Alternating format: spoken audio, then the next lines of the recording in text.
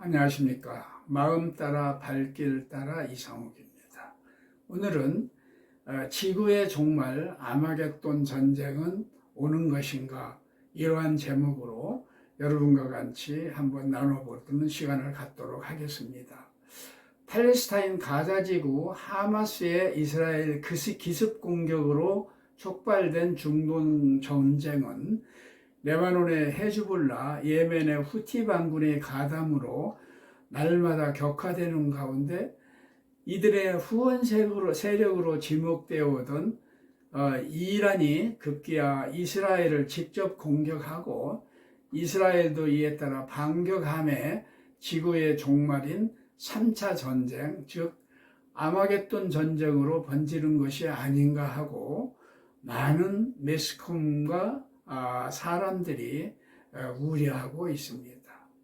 저는 이러한 우려에 대해서 아마겟돈에 대한 성경적 의미와 이스라엘과 이란 간의 역사적 종교적인 관계를 잠시 살펴보는 시간을 갖도록 하겠습니다.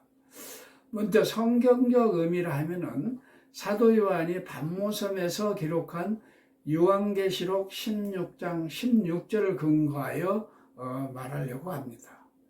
요한계시록 16장 16절에 새 영이 히브리어로 아마겟돈이라는 곳으로 왕들을 모으더라. 이 성경 구절인데요. 이 성경 구절의 전후 말씀을 살펴보면은 이 말씀은 영적인 전쟁을 말하고 있는 것입니다.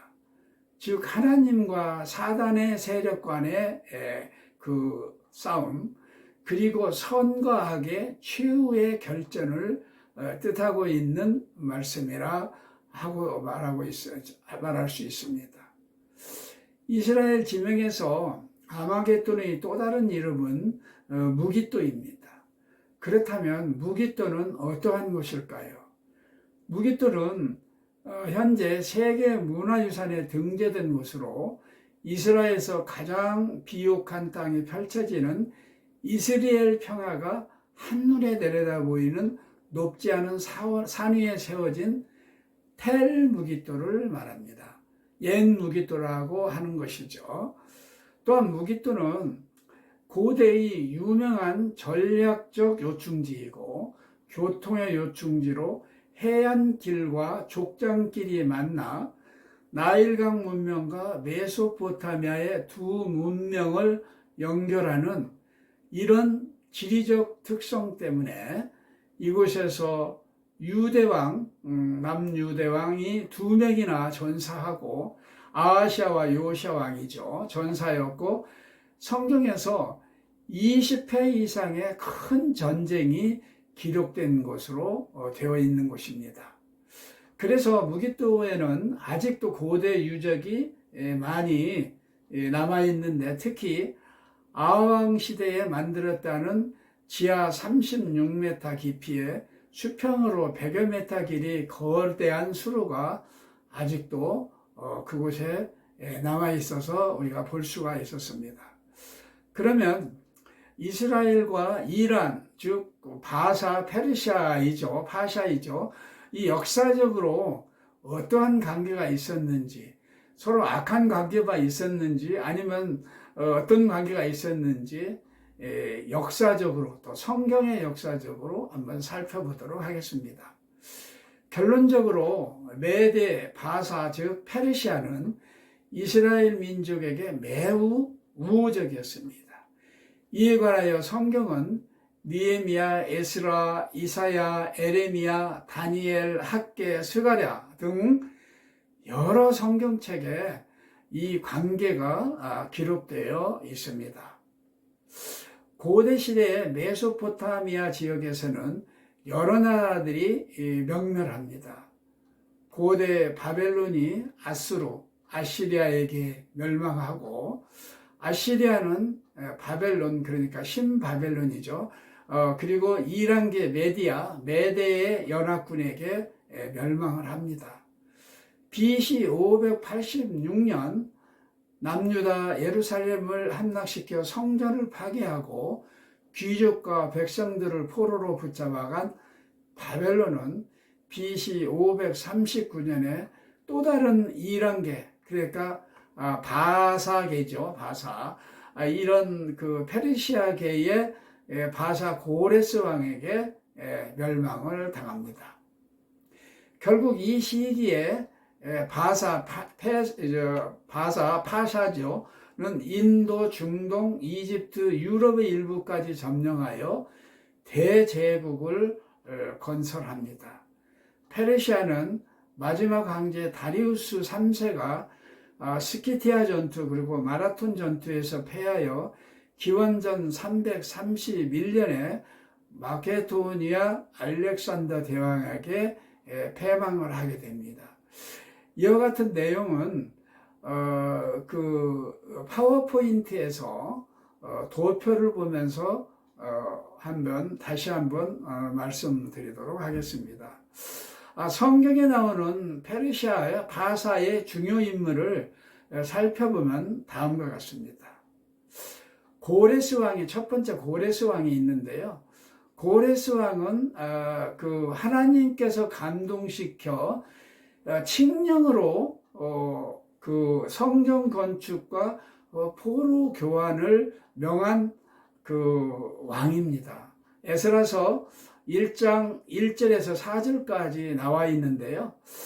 고레스 왕은 하나님께서 기름을 부으셨다고 합니다. 그 메시아라는 그 칭이라고 얘기할 수 있는 것이죠. 이 말씀은 이사야서 45장 1절에 나와 있습니다. 그래서 이 고레스 왕은 그 이스라엘의 특별한, 그러니까 하나님께서 우상숭배, 하나님의 말씀을 거역했던 이스라엘 민족들을 패망시킨 이후에 70년 동안 포로로 잡혀간 사람들을 해방시키고 무너진 성전을 건축하게 하는 하나님의 뜻 가운데 하나님의 감동으로 이런 고레스 왕이 세워졌다, 이렇게 성경은 말하고 있는 것이죠. 그래서 고레스 왕의 칙령에 따라서 포로 교환이 이루어지는데요. 1차에는 고레스 왕 BC 538년에 그 세스바살이 물론 그 지도자가 되어 있었고 스룹바벨 이렇게 해서 포로 교환이 됩니다. 그다음에 2차에는 아닥사스다 1세에 BC 457년에 에스라가 많은 백성들을 인솔을 하고 포로에서 귀환을 하게 되고 3차도 역시 아닥사스다 1세 이때 BC 444년에 느헤미야가 포로들을 거느리고 귀환을 하게 됩니다. 물론 느헤미야는 예루살렘 그 성곽을 개축하고 수축하는 역할을 감당을 했죠. 느헤미야서를 보면은 감동적입니다. 그래서 이제 성전 재건축은 이제 이렇게 또 하게 되는데, 고레스가 칙령을 발휘해서 성전 건축을 명했지만 그 이스라엘의 예루살렘 쪽에 있는 여러 가지 여건, 반발 세력도 있었고, 그래서 다리오 왕과 아닥사스다 왕 때에 비로소 스룹바벨에 의해서 성전 건축이 이루어집니다. 그리고 또 성경에 나와 있는 그 이스라엘과 연관되어 있는 유명한 인물을 잠깐 살펴보면은 크세스 왕이라고 이렇게 역사적으로는 이렇게 나와 있는데, 성경에는 아하수에르 왕입니다. 아하수에르 왕. 이 사람은 누구냐 하면은 성경 에스더의 남편입니다. 에스더의 남편이고 부림절과 관련이 있습니다. 이스라엘의 중요한 절기 부림절, 에스더의 남편 이 아하수에르 왕이 있고요. 그 다음에 아까도 말씀드렸지만 아닥사스다 1세인데 이 왕은 2차, 3차에 걸쳐서 포로를 귀환시키는 왕이 되었습니다. 또 참고로 다니엘서에 메대왕이 다리오라고 하고 있는데 이거는 잘못된 표기로 추정이 됩니다. 이때 메대왕 다리오가 아니라 메대왕 시악사레스 2세로 이렇게 생각이 추정이 되고 있습니다. 참고로 아시기 바랍니다. 다니엘서 5장 31절에 메대왕 다리오라고 표기가 되어 있습니다. 그리고 이제 근세의 역사를 잠깐 살펴보도록 하겠습니다. 이란 팔레비 왕조 시대, 그러니까 1925년에서 1979년까지 그 팔레비 왕조와 이스라엘은 상당히 우호적이었습니다. 서로 승인하고 외교 관계를 수립하는 그 우호적인 관계였고, 종교적으로도 이스라엘이 시아파를 지원하는 그런 관계였습니다. 그런데 이슬람 혁명으로 팔레비 왕조가 몰락하고 호메이니가 정권을 잡고 이란 이슬람 공화국, 쉽게 얘기해서 신정 정치를 하는 시아파 나라로 수니파와 적대적인 관계가 되게 되었습니다. 호메이니가 이제 그 정권을 잡고 신정 정치를 하게 되었죠. 시아파로 해가지고 종교 지도자가 되었고, 그래서 수니파와 관계 개선을 하고 있던 이스라엘도 결국은 적대적인 관계가 되었습니다. 이스라엘과 동맹 관계에 있는 미국과도 적대적인 관계가, 이란과의 적대적인 관계가 형성되었던 것이죠. 이슬람의 두 세력 구분과 분포에 대해서 잠시 알아보도록 하겠습니다. 다음 표에서도 자세히 설명드리겠지만, 먼저 이슬람의 창시자 무하마드의 마호멧이라고 우리는 배웠는데, 무하마드의 혈통으로 지도자를 선출하는 그 강경파 시아파 나라입니다. 그러니까 무하마드의 혈통으로 세우는 그런 파가 뭐냐면 시아파이고요.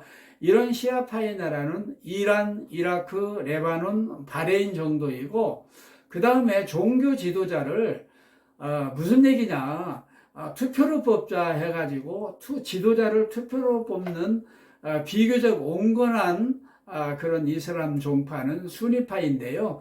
사우디, 이집트, 요르단, 시리아, 쿠웨이트, 아랍에미레이트 연합 등이 여기에 속하며 전 세계 무슬림의 80 내지 90%가 속하게 됩니다.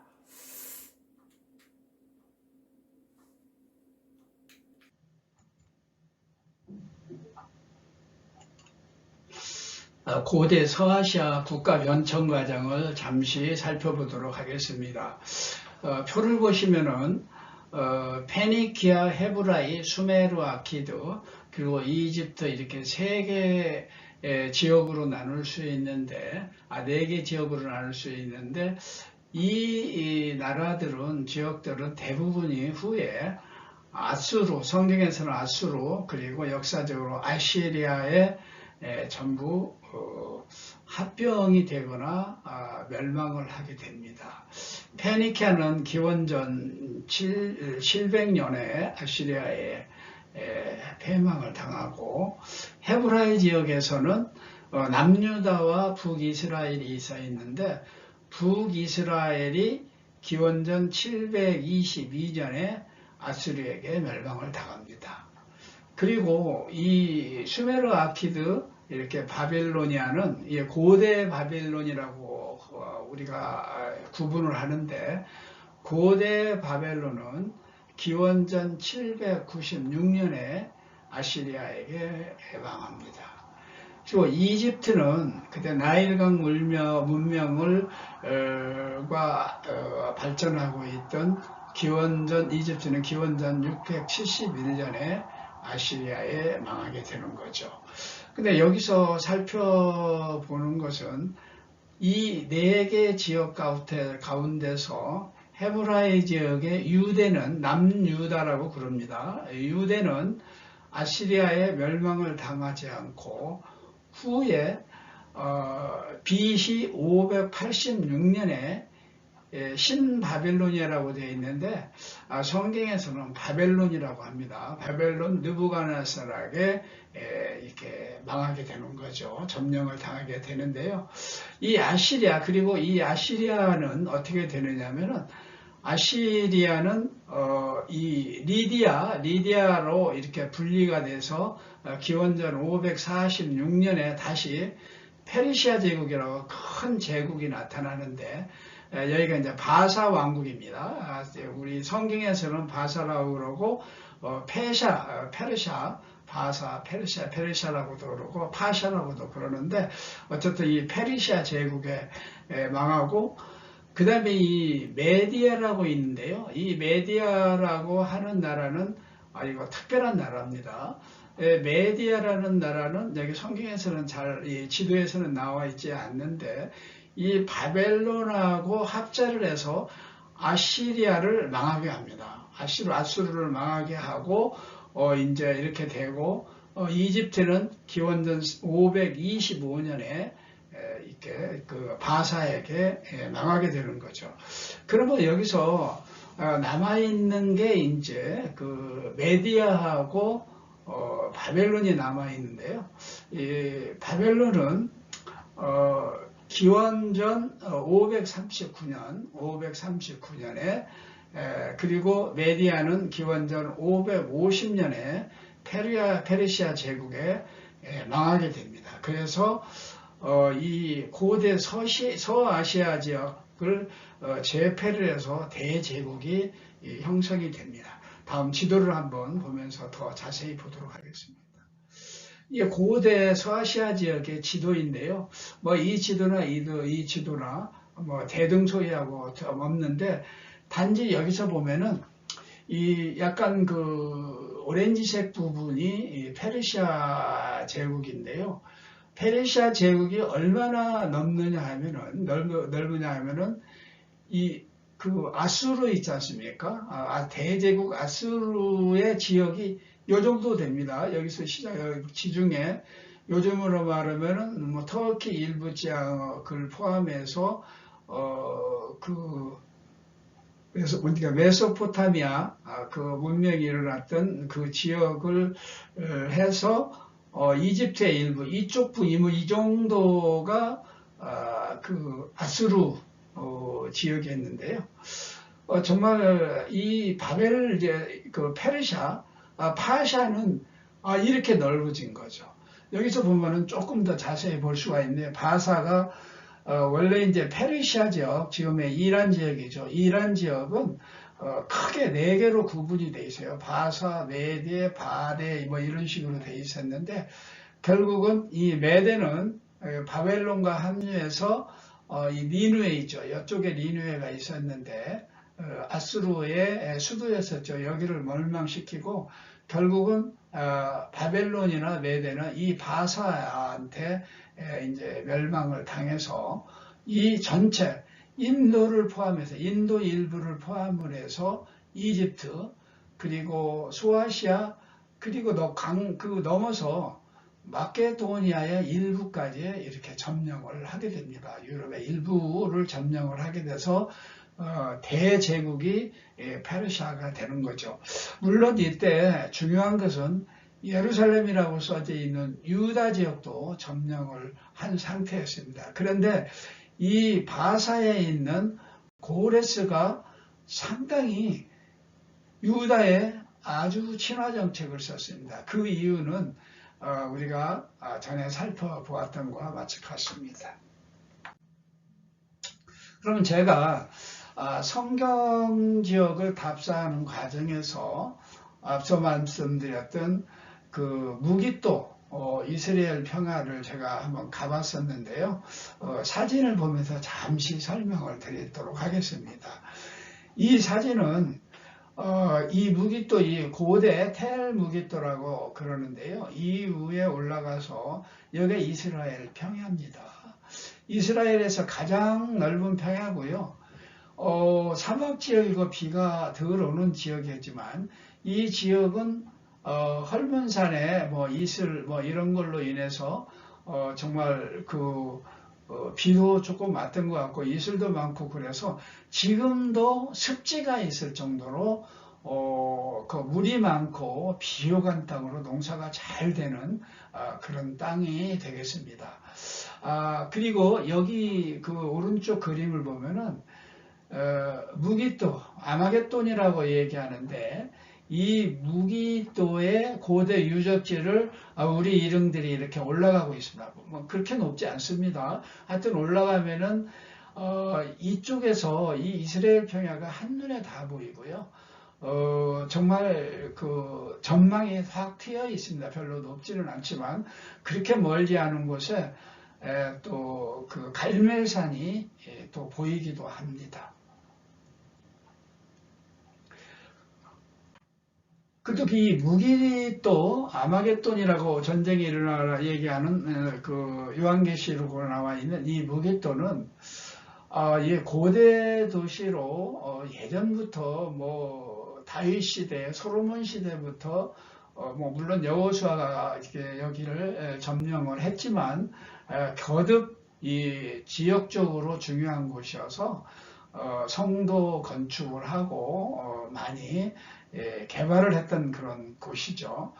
그래서 이 지역은 옛날 옛적에 만들었던 고대 유적지들이 아직도 이렇게 남아있고 특히 눈에 띄는 것은 이 무기도의 지하 약 한 36m 지하 깊이에 그게 바깥쪽, 그러니까 무기도성 바깥쪽과 수평으로 이런 지하 수로 터널이 건설이 되어 있습니다.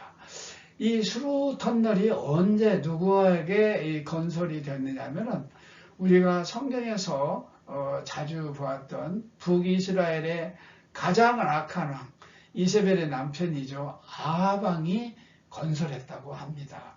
이때 전쟁을 위해서 이 성 안으로 바깥에 물건을 끌어들이기 위한 수로라고 하는데 우리가 들어가 봤는데 대단합니다. 지하 36m. 그때 당시에 이런 수로를 어떻게 만들었는지 정말 대단하다 그런 생각뿐이 들지 않았습니다. 다음은 이슬람 세계와 이슬람 세계 시아파와 수니파의 분포를 한번 보도록 하겠습니다. 같은 이슬람이지만 시아파와 수니파는 지도자의 선출 방법에 따라서 구분이 되어 있고 또 이로 인해서 적대적인 관계가 되어 있습니다. 서로 원수, 견원지간이라고 예수가 되어 있는데 여기서 잠깐 한번 참고를 한번 우리가 살펴볼 필요가 있는데 시아파라고 얘기한 시아파는 지금 이란이죠. 이란을 중심으로 이란을 종주국으로 해가지고 시아파가 어떻게 되어 있느냐면은 이란은 시아파가 전체의 89%가 시아파, 그러니까 시아파의 나라입니다. 호메이니 예전에 호메이니가 시작한 신장 정치를 하고 있는 그 위에 계속하고 있는 이란. 그 다음에 이라크도 시아파의 나라인데 63%가 국민의 63%가 시아파입니다. 그 다음에 레바논은 시아파가 45%인데 잘 아시다시피 헤즈볼라가 여기 이란의 시아파의 지원을 받아서 이스라엘과 요즘 싸우고 있죠. 그리고 또 다른 데는 바레인이 있습니다. 바레인이 있는데 이쪽 부분 쿠웨이트 있고 이쪽 바레인이 있는데 바레인은 70%가 시아파입니다. 그리고 나머지 부분들은 대부분이 25% 이 정도의 작은 수준의 시아파를 믿고 있는데 대부분이 이제 수니파라고 볼 수가 있습니다. 80% 이상이 전체 이슬람 중에서 80% 이상 90% 가까이가 수니파라고 하는데 대표적인 국가가 이제 사우디아라비아죠. 사우디아라비아가 그 수니파의 종주국이라고 볼 수가 있고요. 여기 그 90% 국민의 90%가 수니파를 믿고 있고, 쿠웨이트는 뭐 아까도 말씀드렸지만 시아파가 25%고 나머지 뭐 약간 75% 정도가 그 수니파. 이집트도 전체 수니파, 거의 수니파이고, 뭐 요르단도 수니파고, 예, 그렇습니다. 그 오만이나 예멘은 뭐 어디라고 이렇게 표기는 안 돼 있는데, 최근 들어서 예멘의 후티 반군이 이란의 편을 들고 이란의 도움을 받고 있습니다. 그래서 지금 이스라엘과 싸우고 있는 나라 중에서 이 예멘의 후티, 이란이 지원하고 있습니다. 여기에 표기는 안 돼 있는데 가자지구, 피에로의 가자지구가 있는데 여기에 그 하마스도 지원을 받고 있고 요르단 이쪽에 레바논이죠. 레바논의 헤즈볼라도 이란의 도움을 받고 있습니다. 이스라엘을 같이 공격하고 있죠. 여하튼 이런 상황에서 이스라엘과 나머지 그 시아파 간에 지금 전쟁이 일어나고 있죠. 이 와중에 정말 세계에서 여러 열강들도 같이 합류하는 모습을 볼 수가 있는데 걱정이 아니할 수가 없습니다. 현재 세계의 역학관계는 미국을 축으로 하는 서방 세계가 이스라엘을 지원하고 있으며 특히 이스라엘은 첨단 군사무기와 핵무기를 가지고 있고 이스라엘은 전세가 불리할 경우 강경파가 핵무기 사용도 고려할 것으로 추정이 됩니다. 한편 시아파 아랍 국가를 축으로 하는 이슬람 국가와 소련, 중국, 북한 등 공산 국가들이 부록을 이루어 이란을 지원하고 있는 것으로 보입니다. 이들 나라들은 대부분 핵무기를 보유하고 있고 그런데 이란은 아직 핵무기 개발을 목전에 두고 있습니다. 아직 군사무기도 이스라엘에 비하여 성능이 뒤떨어진다고 합니다. 그러나 신정정치를 하고 있는 이란의 정치 세력과 소련, 중국, 북한 등이 전쟁에 합류할 경우 인류의 종말을 구하는 3차 세계대전, 아마겟돈 전쟁으로 번질 가능성도 배제할 수 없습니다. 그래서 우리 인류의 지구의 모든 세력들은 전쟁의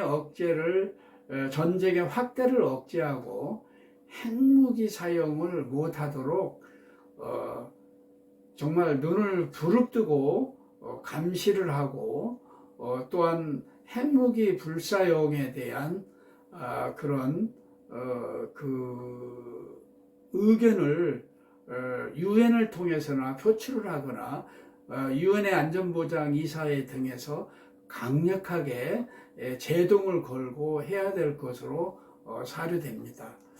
자, 이상으로 오늘 말씀을 마치고 다음에는 계속해서 여러분과 함께 지금까지 해왔던 그 성경지역 답사를 이루어 가도록 하겠습니다.